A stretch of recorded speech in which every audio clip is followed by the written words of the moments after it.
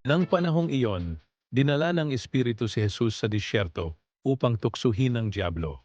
Pagkatapos mag-ayuno ng 40 araw at 40 gabi, si Jesus ay nagutom.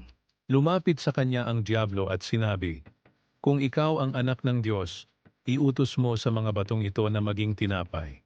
Ngunit sumagot si Jesus, nasusulat, "Hindi lamang sa tinapay nabubuhay ang tao, kundi sa bawat salitang nagmumula sa bibig ng Diyos."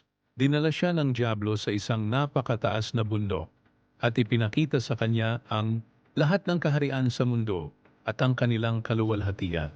At sinabi niya, "Lahat ng ito'y ibibigay ko sa iyo kung luluhod ka at sasangbahin mo ako."